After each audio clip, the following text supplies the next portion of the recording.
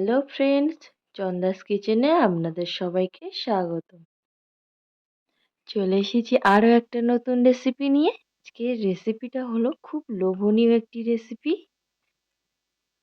আজ আমি বানাতে চলেছি করমচা আচার। করমচা আচার বানানোর জন্য আমি প্রথমেই এখানে নিয়ে নিয়েছি ফ্রেশ করমচা। সবগুলো করমচা একটা একটা করে এইভাবে কেটে এর থেকে বীজগুলো আলাদা করে নেব। দেখুন, আমি এখানে সবগুলোই করমচা থেকে বীজগুলো আলাদা করে নিয়েছি। করমচা আচার বানানোর জন্য আমি প্রথমেই একটা মশলা তৈরি করে নেব। মশলাটা তৈরি করার জন্য আমি এখানে নিয়ে নিয়েছি মৌরি, জিরে, সর্ষে, ধনে, তেজপাতা ও কয়েকটা শুকনো লঙ্কা। এখন আমি সবগুলোকে খুব ভালোভাবে হালকা আঁচে ভেজে নেব। এগুলো হালকা লাল লাল হয়ে গেলে আমি একটি পাত্রে এগুলো নামিয়ে নেব। দেখুন, আমার এখানে একটা হালকা লালচে কালার চলে এসেছে। এখন আমি এগুলোকে একটি মিক্সিতে দিয়ে দেব একটি মশলা তৈরি করার জন্য। আমার এখানে মশলাটা রেডি হয়ে গেছে। করমচার আচার বানানোর জন্য আমি এখানে একটা কড়াই নিয়ে নিয়েছি। কড়াইয়ের মধ্যে দিয়ে দিচ্ছি সরিষার তেল। এখানে আমার কড়াইয়ের তেল গরম হয়ে গেছে। আমি এর মধ্যে দিয়ে দিচ্ছি কয়েকটা শুকনো লঙ্কা আর দিয়ে দিচ্ছি 5 ফোড়ন। এগুলোকে হালকা নেড়ে চেড়ে নিয়ে এর মধ্যে কেটে রাখা করমচাগুলো অল্প অল্প করে দিয়ে দেব।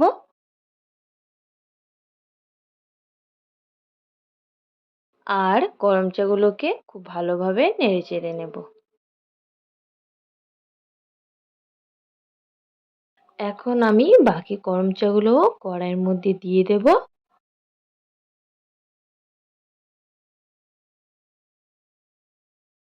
আবারও খুব ভালোভাবে সবগুলোকে নেড়ে চেড়ে নেব।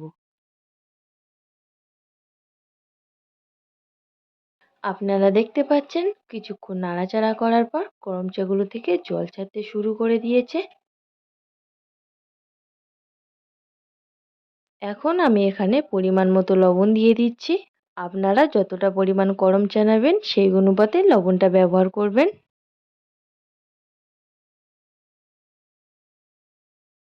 এখন আমি দিয়ে দিচ্ছি পরিমাণ মতো হলুদ গুঁড়ো।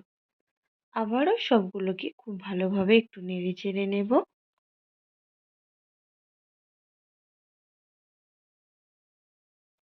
ভিডিওটি স্কিপ না করে সম্পূর্ণ দেখতে থাকুন।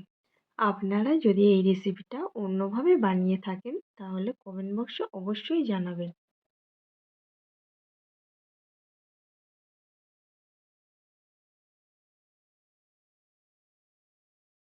এখন আমি এর মধ্যে দিয়ে দিচ্ছি চিনি। এখানে আমি অল্প পরিমাণ চিনির ব্যবহার করেছি, তার কারণ এখানে আমি আখের গুঁড়ো ব্যবহার করব।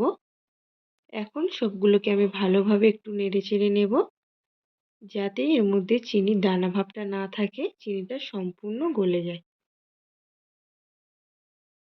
এই সময়টা খুব ভালোভাবে নাড়াচাড়া করতে হবে যাতে চিনিটা তলায় লেগে না যায়।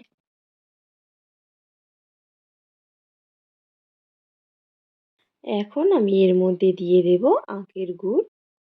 আখের গুড়টা আমি আগে থেকেই রেডি করে রেখেছিলাম। দেখুন, আমার এখানে করমচার আচারে কি সুন্দর একটা কালার চলে এসেছে।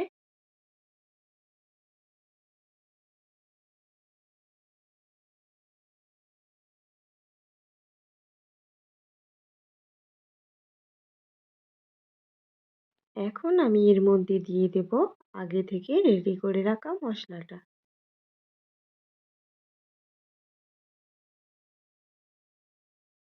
মশলাটা দেওয়ার পর খুব ভালোভাবে আমি এটাকে নেড়েচেড়ে নেব, যাতে মশলাটা সম্পূর্ণ মিশে যায়।